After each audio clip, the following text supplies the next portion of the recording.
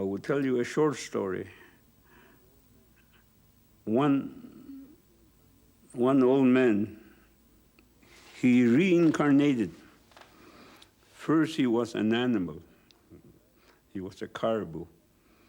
And when he died, he reincarnated into a human being. And he was a man now. And he had a medicine, had a good medicine for caribou. And he could talk. He would give him a drum. He had his own drum. When his people were hungry, he would take the drum and talk to the caribou, tell the caribou herd to come, that my people are starving. And the caribou would come that very day, and the people would kill caribou and eat good again. I myself hunt quite a bit. I came back empty-handed lots of time. One time I hunt moose 4 days, 4 nights in the bush because my kids were hungry. I have to come home and kill a moose. But it took me 4 days before I got one moose.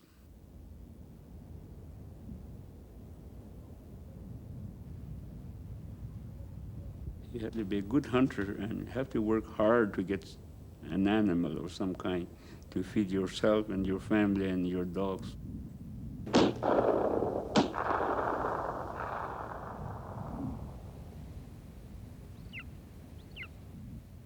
Land is our mother. We eat from that.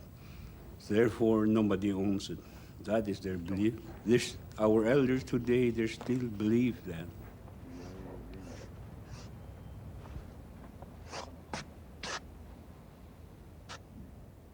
They look at the land that everybody should share.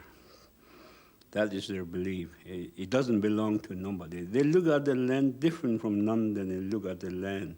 They don't believe that the land belongs to somebody or a boundary should exist. It belongs to everybody. That's how they're thinking.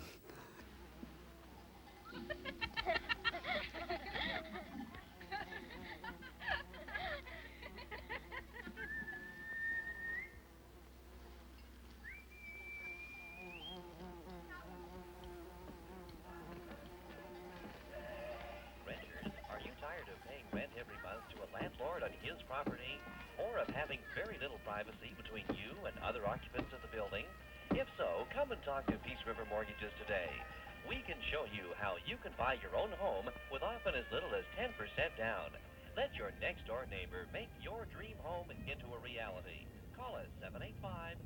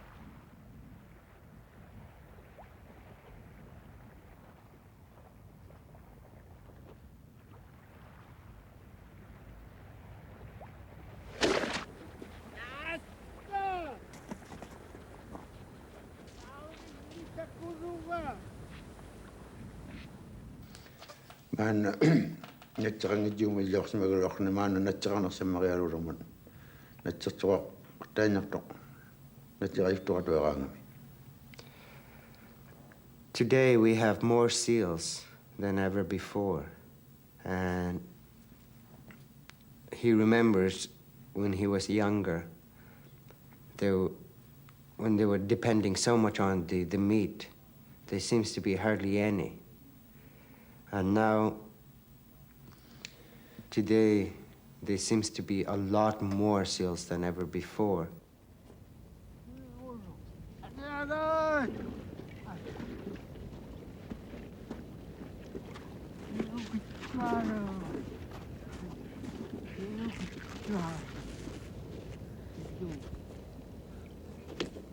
Tuijuttoqtaam nasuli man tuktuqatiarmat nunavut qanittigulumi natsartijuttoqtaaman nungasittigijuntuami tuktuqatiarmat ajornangimmi. Caribous are exactly identical to the seals. Years ago, he remembers there were hardly any caribou. And today, there's so many of them. The seals and the caribou seems to just bloom.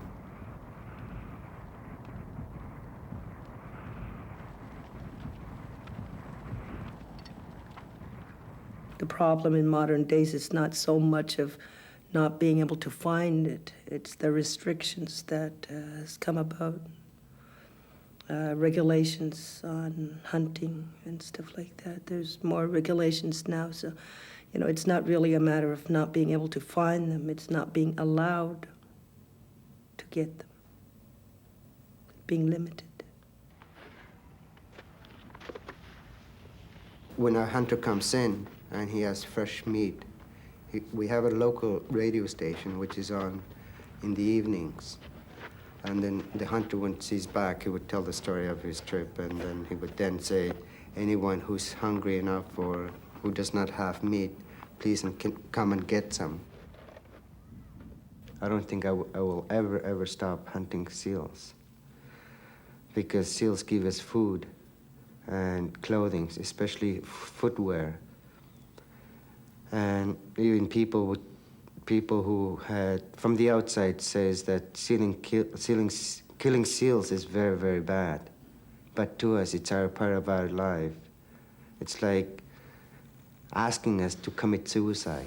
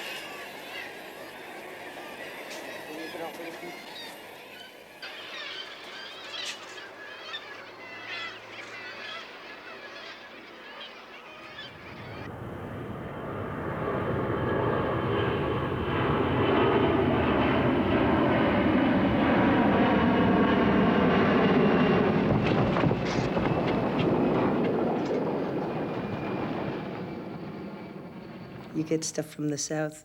Wintertime is really bad because if the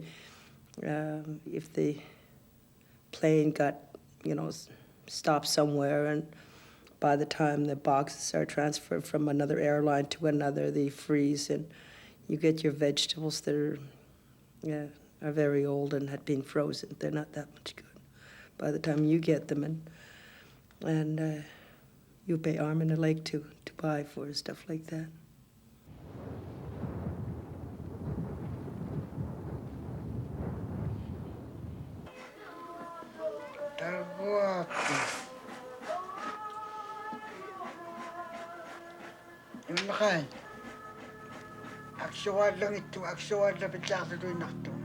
Jamakua teemangan uvakusivulleriortut tinni qavaliortut tinnilaang atoqtaruortut tamakua sula atullarikkattigut tamakua tiikkut sukarkut paraugaakku sivakku tamakua lootai pisuurigattigut maanna neqitaariasuklut tamakua li piqortuvinerujuit pivangittiamarikkattigu ilaatigut ajornormat. There's a lot of things that we are thankful for, especially myself. Mainly the stuff that had been bought up earlier, like when I was a child. Like, for instance, tea, sugar, flour, knives, guns. These are the necessity for today. I'm sorry to say that, like myself, I have never bought, or I don't think I will ever buy any vegetables. I have no use for them.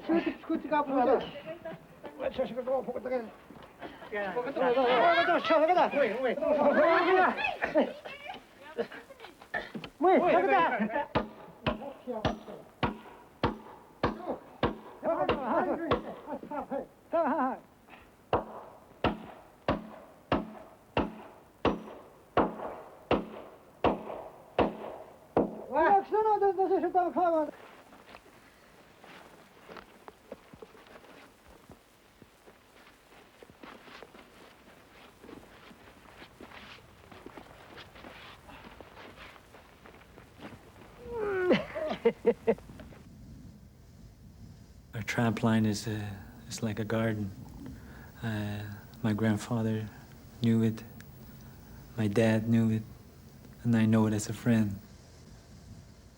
For us, of course, we're nomadic, so when I say that to us, crossing a lake of 20 miles is just to kill fish is nothing. And then, of course, we do it as part of our subsistence.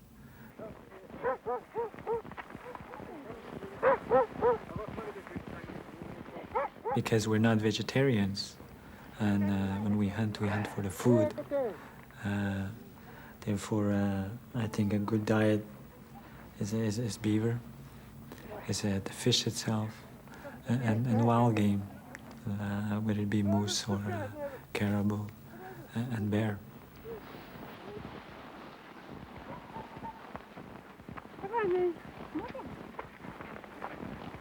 The system that we work with the Cree is a family system.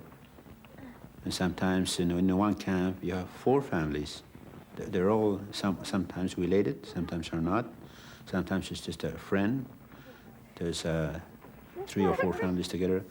But if one family is not successful, one of the most important things the Cree tradition is to share.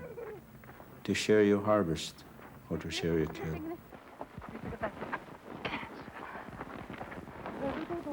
You don't hunt to be rich.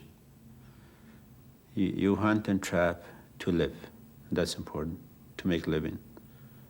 People never look at the more I kill, the more I will make in dollars. That's not the priority. The priority is to be able to live from the land. The other priority, of course, is to maintain a healthy population of wildlife.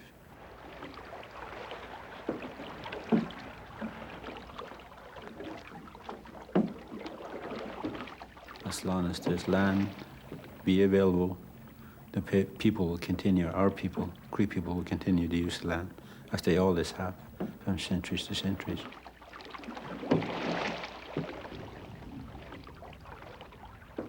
I guess what's important also is to be free. All around the world, people look for freedom. And to be free is one of the most important things in life. And I think when they live with the harmony of nature, they live with freedom and also with peace.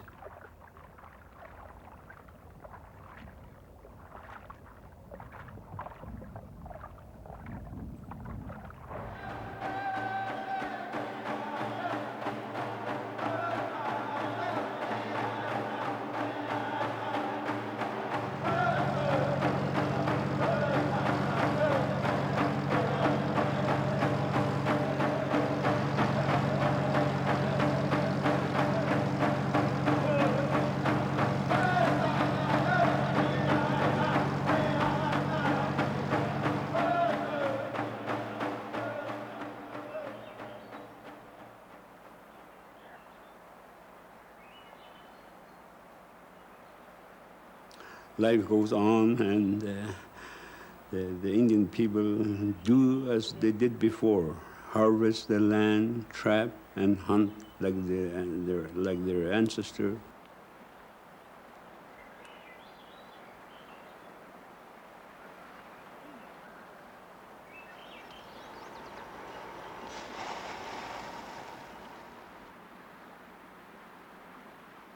Their intention is to kill all the moose they need and make lots of dry meat, and then they make a moose skin boat.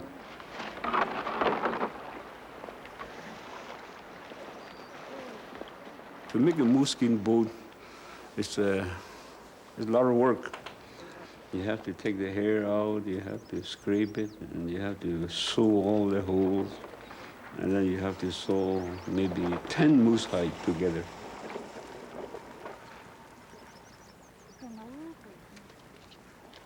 So the women sew all the moose hide together, and the men make the frame, and then they put the hide over. They probably work for a week, 2 weeks maybe, to make a boat.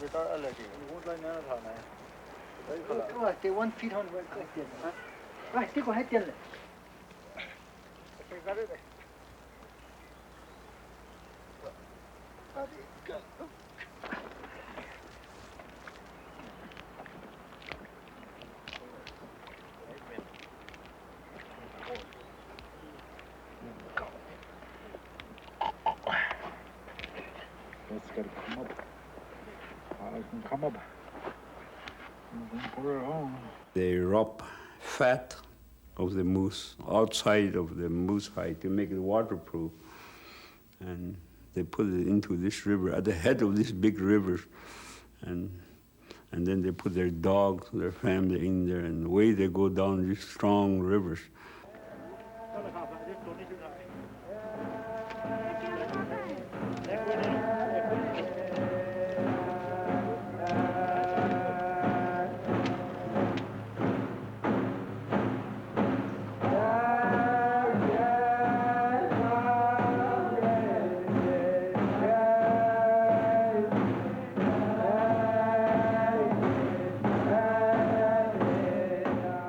They have special medicine people to go ahead that have power for water.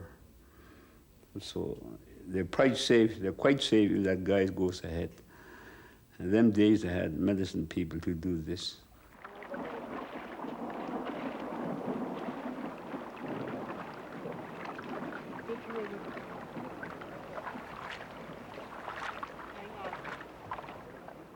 It's hard to believe, but I had an uncle who said when he was young, being scared, everybody, women and kids are scared to go down the river.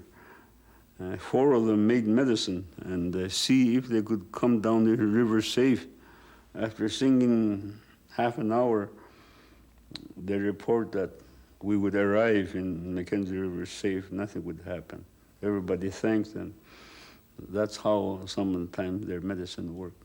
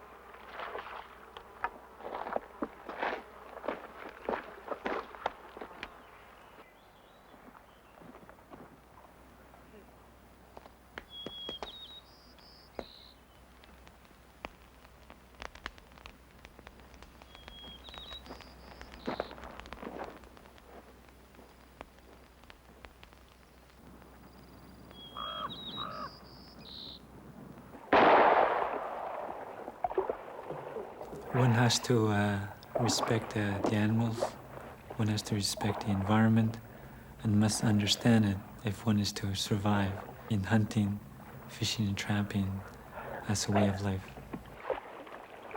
For we are into wildlife management. If we didn't do that, we would have not survived as we have today. For we have in place mechanisms of which we control the quotas. Let's say that when we kill beaver, or any animal for that matter. Therefore, we know firsthand in the land because we live it, and I think we can sound alert to any developments in the territory that will alter drastically the environment.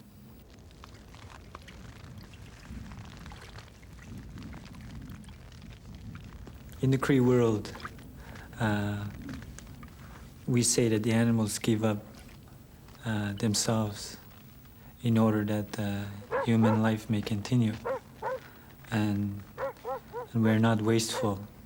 To be wasteful would mean that that the spirits of the animals can withhold themselves from us killing them, and so in respect for the animal, let's say if I kill a beaver, I prepared the beaver the way I was taught, and the bones that I take, I give them back. I put them in the water, for that is where I got the animal.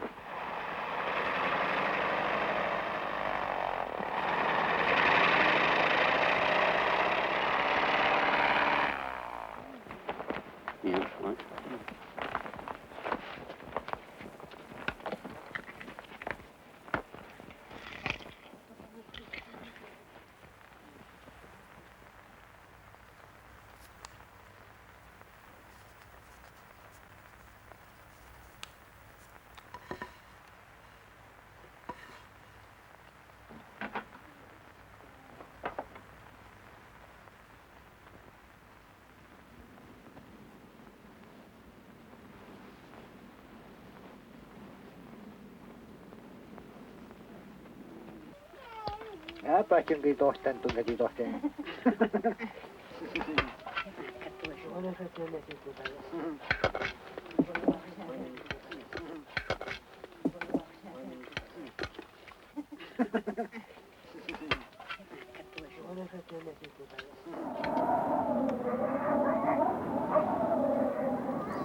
Maanne täytyy on jotta sikitjuokalla saada semmoinen sikitjuokalla saakkuta. Tai ei voi siellä juttu sikkumun kapeana paljoksimakalla. Maanne täytyy sungiuti välillä kauji välillä kutiuru sikitjuun. Atopalla tuotiku maanne rimuksikkun ei voi juttu neukiukku akaana päämällä kaujimattu. It's very hard for him to choose between the dog team and the snowmobile. He himself now prefer to go on a snowmobile onto the thin ice, but in the winter time, it's still the very best transportation is still the dog team on thin ice. Well, if I had to travel for a long distance, I prefer dog team because it's not going to break down. It's not going to run out of fuel either, so just be safe.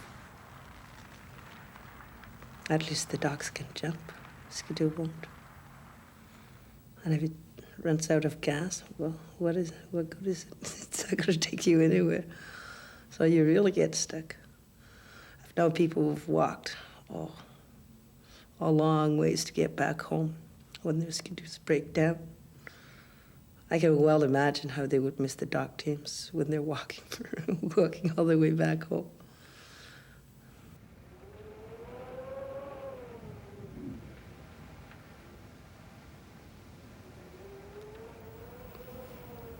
There are times it's very difficult to catch a seal right away. And it started getting very cold and we're starting to get hungry. No one stops until someone at least catches seal.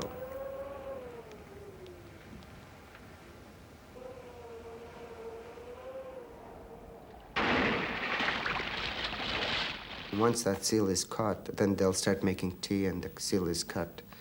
And then they start eating the liver.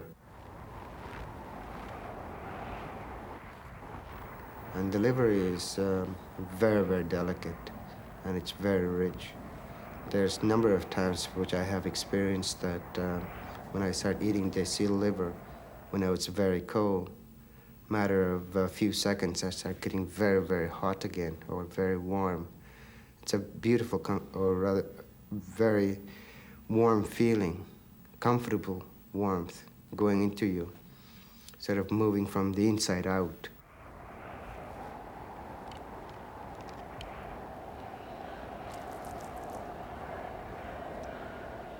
I have bought some groceries from the bay before I went out and tried it, and like steaks and vegetables and so forth. And I wanted to try it out on the land. And when I get cold, see how it would react. It reacted very, very different. I was still cold, but I was still hungry, and it takes a while for the heat to start coming in. But later on, once we got the caribou or the seal, then we start eating it. Then it's right there. Maybe we've been with it for so long.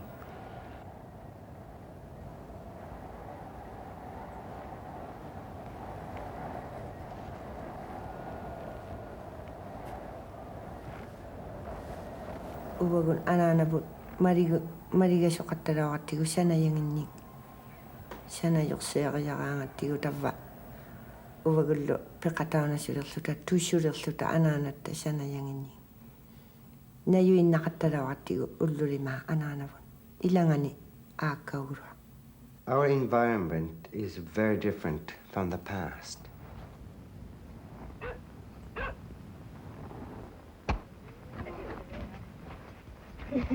Like, for instance, when I was a child, all the children my age, all the little girls in my age, would be very close to their mothers. They learn from their mothers. They try to imitate whatever their mother is doing.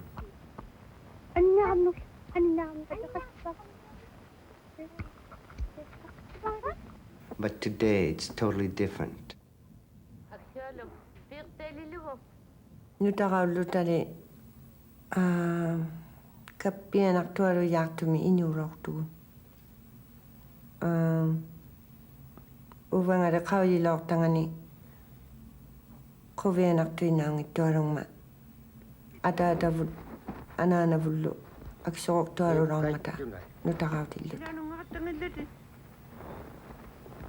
And like, for instance, in my own family, my father and my mother were constantly working to keep us alive. There are times when we were very cold. There are times when we were hungry. Everything seems to be a dream to this day.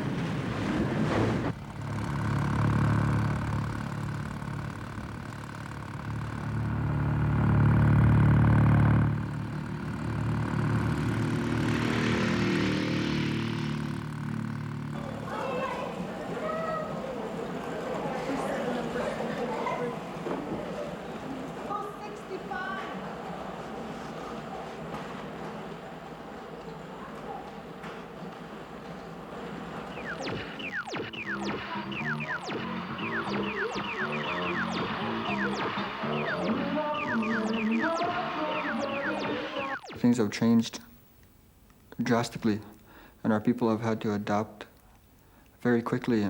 And sometimes a lot of us young people can't do that because we're in a cultural conflict where you go to school, they teach you nothing about your culture, and then you have your elders who live your culture all the time, who live off the land all the time. And there's the traditional economy and there's the modern economy, and you have to see the difference. And you have to know the difference, and you also have to choose.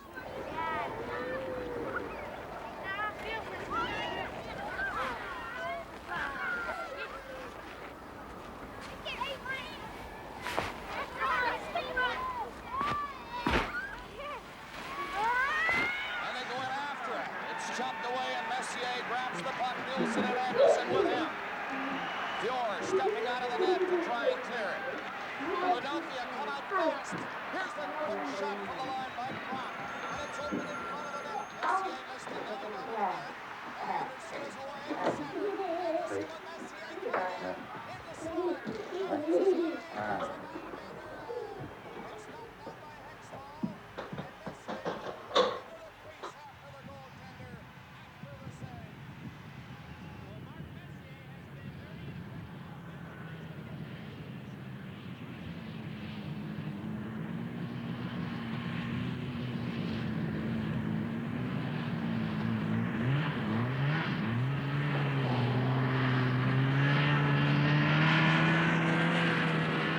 Isuma daktarong inni isuma tuinarmingni namo nuna taariartoru magpata uvanga uqautittiakkanneranga ngaarasukkajartakka tamani nunaqarninginni.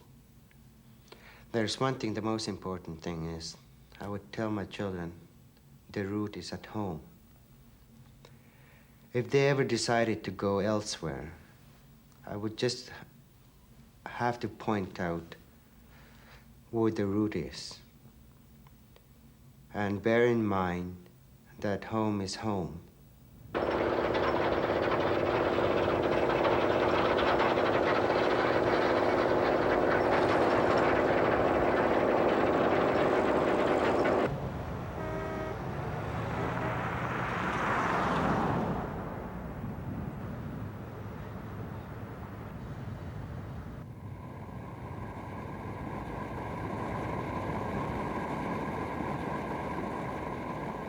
What I don't like seeing is mineral and oil exploration.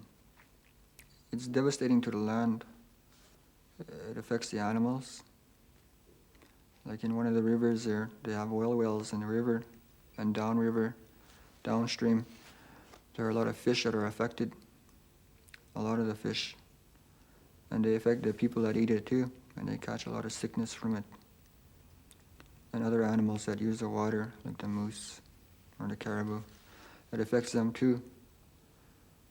And sometimes when these people with these multinationals that come in and exploit the land to find minerals, and they leave the land, if they don't find it, it's in a big mess.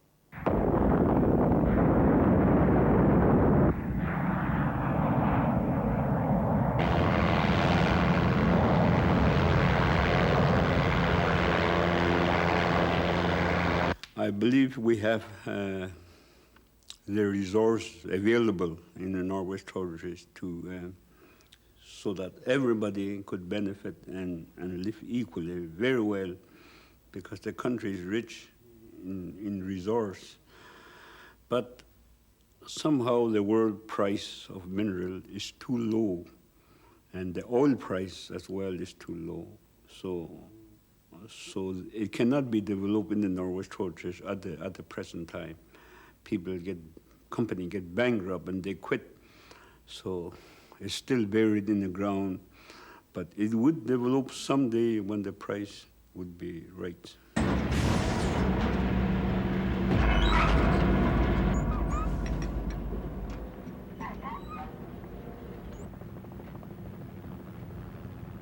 Jobs are hard to come by in the north. There's very little in the communities. You know, few people might have jobs with the housing or co-op or Hudson's Bay or government or teaching. But that's about all there is, really, at the moment, so people still depend on their own resources.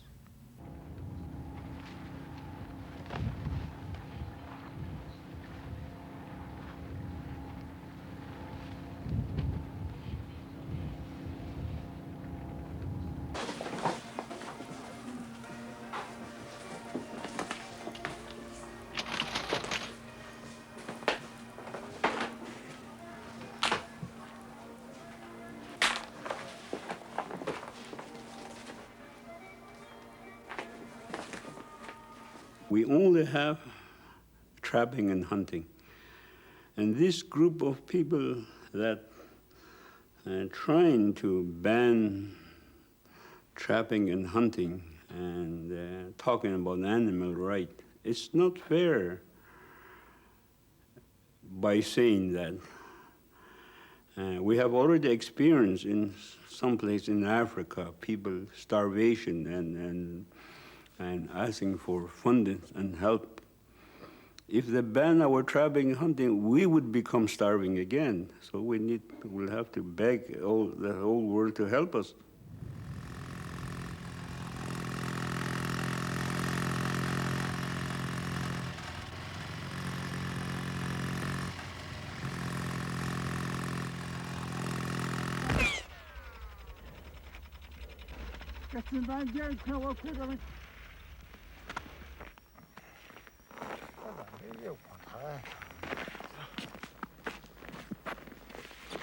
If you can't get what you need, then what do? You have to survive. You have to feed your kids.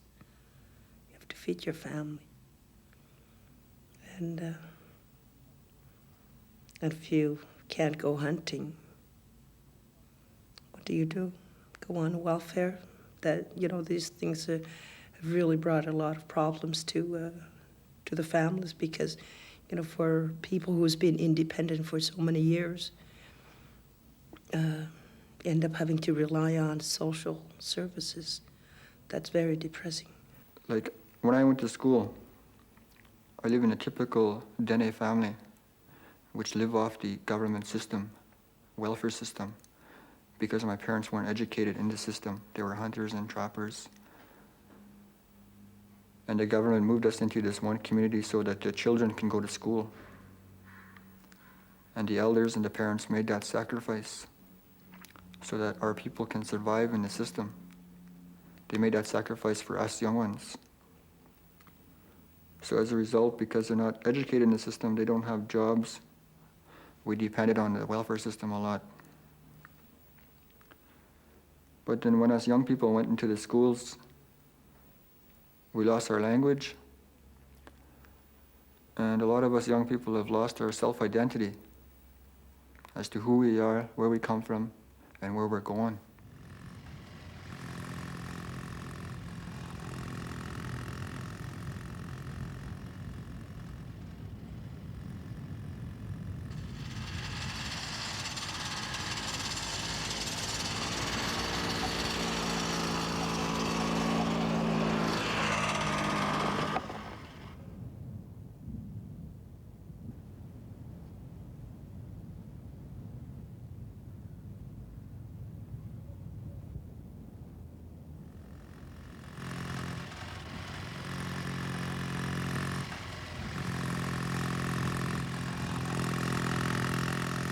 Just to hope that someday, when the young little ones finish their schooling, in high school, maybe in university, I just hope that they'll learn some professional skills.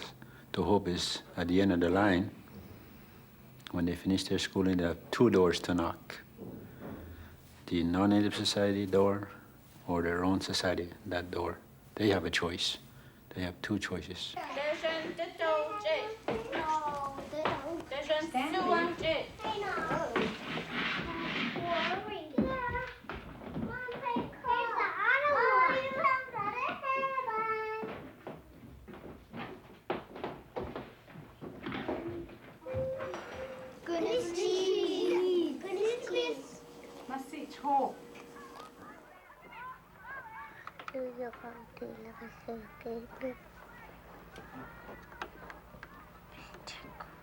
Yeah.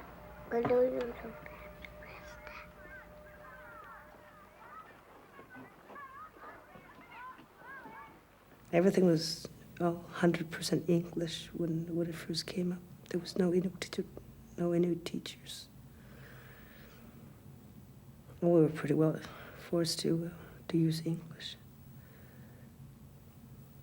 until we were free from the school. Then we were free to speak our own language again.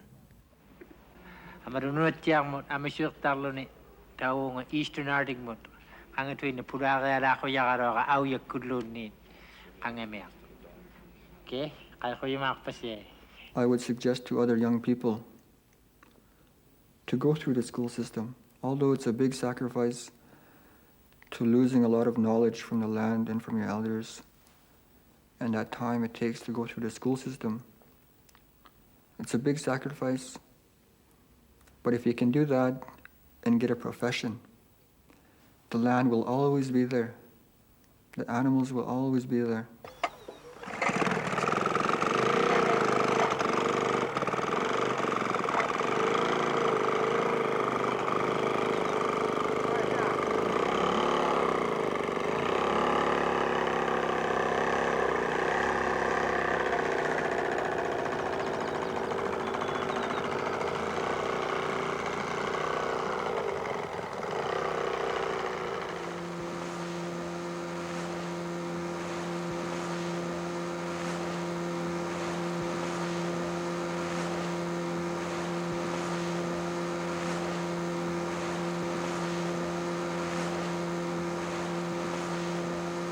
If the next generation listens to the elders, the hunters, the trappers, and the fishermen, and understand the relationship and the importance of land and animal, that there has to be a balance, yes, the next generation will be able to continue that as a way of life, and not to be put in that just as a part of history.